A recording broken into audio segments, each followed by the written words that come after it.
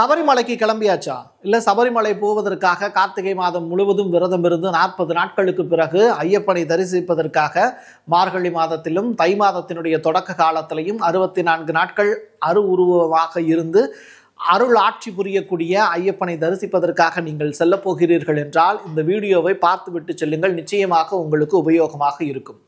யார் இந்த ஐயப்பன்? சபரி அப்படிங்கிறது ஒரு கிழவியா? அப்போ அங்கே ஏற்கனவே ஒரு பெண் தெய்வம் இருக்கா அப்படிங்கிற ஏகப்பட்ட கேள்விகள் இருக்கும்.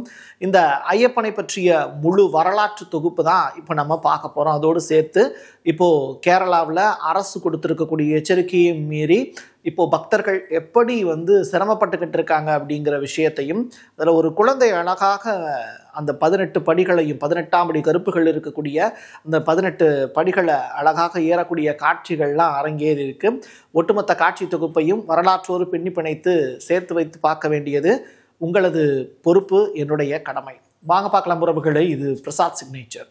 உங்களுடைய தொழில் சம்பந்தமான விளம்பரங்களை நமது சேனலில் ஒளிபரப்ப உங்களுக்கான அருமையான வாய்ப்பு. Prasad signature media broadcasting private limited. நீங்க நியூஸ் ரீடரா மாறணுமா? கண்டென்ட் கிரியேட்டரா உருவாகணுமா? சேட்டலைட் சேனல்ல ரிப்போர்ட்டரா வேலை பார்க்கணுமா? டாக்குமெண்ட்ரி மேக்கிங்ல இருந்து ஜேர்னலிசம் பற்றிய முழுமையான பயிற்சி பெற உங்களுக்கான அருமையான வாய்ப்பு. எங்களை தேடி வாங்க. ஆன்லைன் மற்றும் நேரடி பயிற்சி வகுப்புகளும் சர்டிபிகேட் கோர்ஸாவை கத்துத்தரும். மீடியா துறையில் 10 ஆண்டுகளுக்கு மேல அனுபவம் உள்ளவர்கள் பயிற்சி கொடுப்பார்கள். வாய்ஸ் ஓவர் தொடங்கி வாய்ஸ்லெஸ் பீப்புளுக்காக உங்களை சிறந்த ஜேர்னலிஸ்டா உருவாக்க வேண்டியது எங்களோட பொறுப்பு.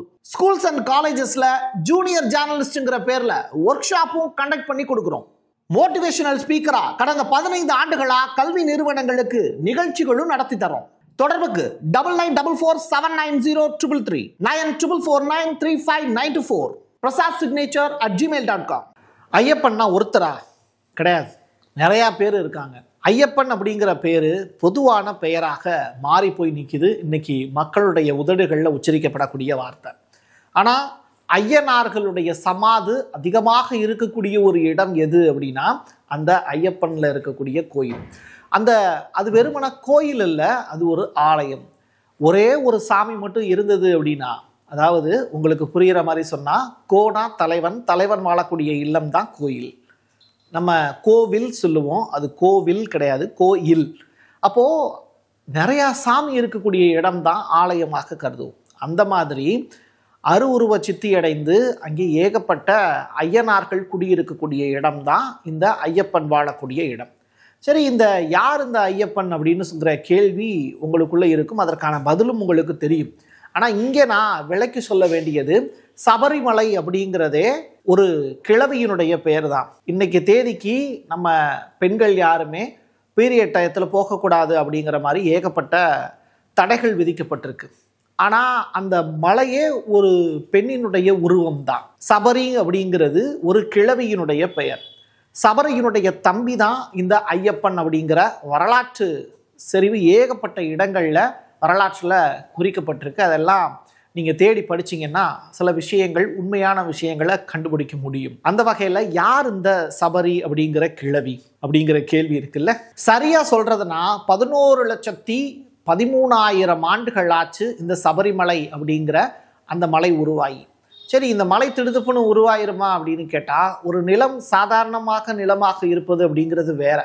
அந்த இடத்துல ஒரு விதை தூவப்படும் போது தான் அது அழகிய பயிராக மக்களுக்கு பயன்படக்கூடிய நல்லதொரு உணவாக மாறும். அந்த மாதிரி தான் சபரிமலை அப்படிங்கிறது. சபரிங்கிற ஒரு மூதாட்டி தீயில் பாய்ந்து தெய்வமானால் அப்படிங்கிறது தான் சபரிமலையை பற்றி சித்தர்களுடைய குறிப்புகளில் எழுதியிருக்கக்கூடிய வார்த்தைகள். நான் படித்தது தான் உங்களுக்கு நான் ஷேர் பண்ணுறேன். கற்பனை கதைகளில் நடந்த உண்மைகள். அப்போது இந்த 11 லட்சத்தி இவ்வளவு பெரிய ஒரு இயர் கணக்கெலாம் சொல்கிறீங்களே, அப்போது ஐயப்பன் எப்போ வந்தார்? ஐயப்பன் வர்றதுக்கு முன்னாடியே சபரிங்கிற கிழவி அங்கே தெய்வமாயிட்டாங்களா அப்படின்னு கேட்டால், இது ராமாயண காலகட்டத்தில் நடந்தது. ராமன் மேகமலை உள்ளிட்ட மலைப்பகுதிகளுக்கெல்லாம் மேற்கு தொடர்ச்சி மலைப்பகுதியில் போய் அதற்கு பிறகு சீதையை தேடி போயிட்டு திரும்பி வந்தபோது தங்கி இருந்த ஒரு மலை தான் இந்த சபரிமலை. ஆனால் இங்கேருந்து அவர் இலங்கைக்கு போகிறதுக்கு ட்ரை பண்ணும்போதே அங்கே இருக்கக்கூடிய மலையில் சபரி அப்படிங்கிற கிழவி கொடுத்த பழத்தை வாங்கி உண்டதாகலாம் வரலாறு இருக்குது. அப்போ அந்த சபரிங்கிற கிழவி திடுதுப்புன்னு ஒரு எதேச்சியாக தீயில பாய்ந்து தெய்வமாயிட்டா. அப்படி உருவான ஒரு அருட்கோட்டம் தான் அந்த சபரிங்கிற மூதாட்டி முழுமையாக நிரம்பி இருக்கக்கூடிய ஒரு மலையினுடைய பெயர் தான் சபரிமலை. ஒரு மூதாட்டி மலையில தங்கி இருக்காங்க. ஆனால் அதே இடத்துக்கு இன்னைக்கு அந்த சாமியை கும்பிட போகிறதுக்கு, அந்த பெண் தெய்வத்தையும் அங்கே இருக்கக்கூடிய ஐயனார்கள் ஐயப்பனை கும்பிடுறதுக்கோ வாய்ப்பு இல்லாமல் போயிடுச்சு இன்னைக்கு இருக்கக்கூடிய பெண்களுக்கு. அது ஏதோ ஒரு சதி வேலை அப்படின்னு நினச்சிக்கலாம். ஆனால் அந்த சதியை தாண்டி இன்னைக்கு நீதிமன்றங்களுடைய வழிகாட்டுதலின் பேரில் குழந்தைகள் போகலாம், 60 வயதுக்கு மேற்பட்ட பெண்கள் போகலாம் அப்படிங்கிற அந்த உத்தரவு வெளியாயிருக்கு. இது ஒரு வரவேற்க தகுந்த ஒரு விஷயம். கொஞ்சம் மனசு திருப்தியாக இருக்குது. எல்லாரும் போய் வழிபடுவதற்கான வாய்ப்பு ஓரளவு கொடுத்துருக்காங்க அப்படின்னு. இப்போ இருக்கக்கூடிய ஐயப்பன் யார் அப்படின்னு சொல்லி கேட்கும்போது, பந்தல மையம் மன்னனுடைய மகன், 16வது குழந்தையாக பிறந்தவன். முதல் மனைவி பார்வதி, அதற்கு பிறகு இரண்டாவது மனைவி தான், அவங்க சித்தி தான் கொடுமையும் தாங்க முடியாம தான் இவர் தன்னை 11 வயதிலேயே ஞான முதிர்ச்சி அடைகிறாரு. தன்னுடைய குடும்பத்துக்கு அந்த ஒரு முக்கியமான ஒரு நிகழ்வை நடத்தி காட்டுறாரு. அதில் தான் புலியில் நடந்து புலி மேலே உட்காந்து நடந்து காட்சி கொடுத்தாரு. தன்னுடைய ஞானம் எந்த அளவுக்கு சிறந்தது அப்படிங்கிறத வெளிப்படுத்துகிறாரு. அதற்கு பிறகு நிறையா சித்தர்களை சந்திக்கிறாரு. அதற்கு பிறகு ஏகப்பட்ட நல்ல மனிதர்களை சந்திக்கிறாரு. அதற்கு பிறகு ஞான முதிர்ச்சி சக்தி சித்தி பெற்று முத்தியடையக்கூடிய நிலையில தான் கடைசியாக அவர் அமர்ந்த இடம்தான் இந்த பந்தல மன்னனுடைய 16வது மகன் ஐயப்பனாக ஐயனார்களுக்குள்ள ஐக்கியமானார். இப்படி நிறைய ஐயனார்கள் அந்த இடத்துல ஐக்கியமாக இருக்காங்க அப்படிங்கிறது தான் வரலாறு சித்தரிக்குது. இப்போ இருக்கக்கூடிய ஐயப்பன் சிலை அப்படிங்கிறது சரியாக சொல்வதானால் 1954 56 இந்த ஆண்டுகளுக்குள்ள புதுப்பிக்கப்பட்டு அருட்பணி செய்யப்பட்டது அப்படிங்கிறது தான். அதுதான் இப்போ அருளூற்றாக அங்கே இருக்கு அப்படின்னு. அதை தாண்டி அந்த ஒட்டுமொத்த மலையே அருள் வழங்கக்கூடிய மலை தான், அருட்பெருஞ்சோதி ஆலயமாகத்தான் அது இருக்கு. 18ஆம் படி கருப்புகளுடைய அருட்கோட்டமாகவும் அது இருக்குது அப்படிங்கிறதும் வரலாறு சித்தரிக்குது. இப்படிப்பட்ட நிலையில் இப்போ புதிதாக ஒரு சர்ச்சை ஒன்று வெடிக்குது.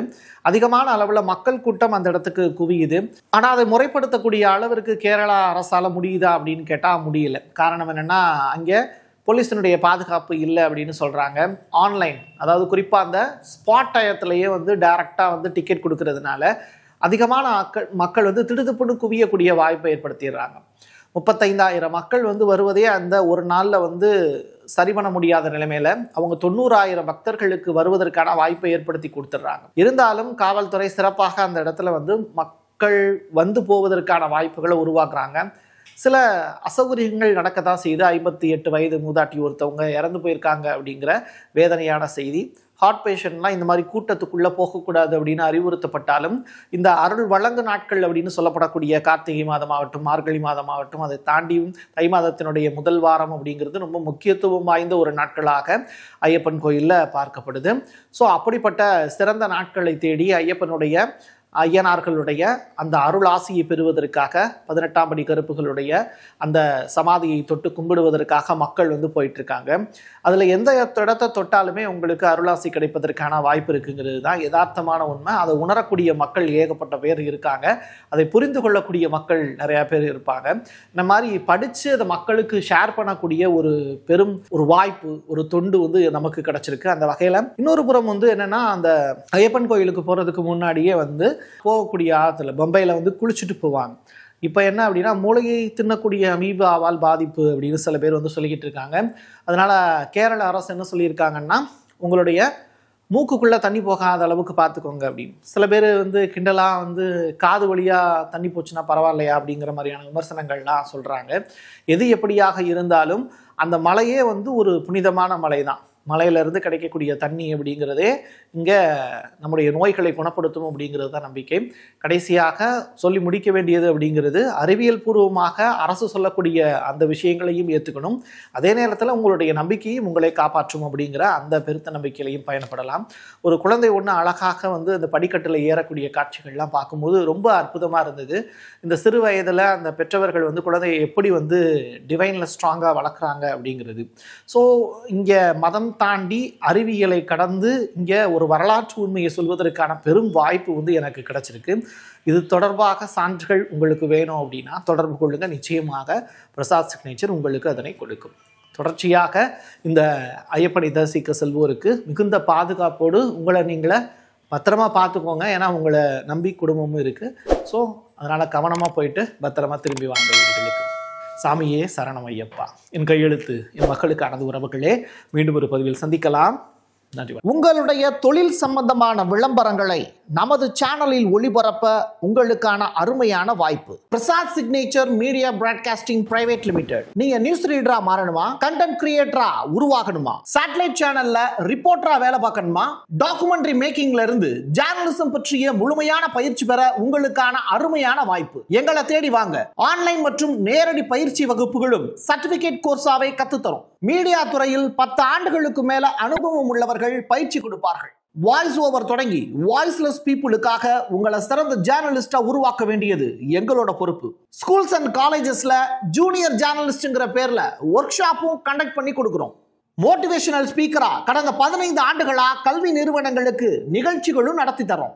தொடர்புக்கு 9944790333 94493594 prasad signature@gmail.com.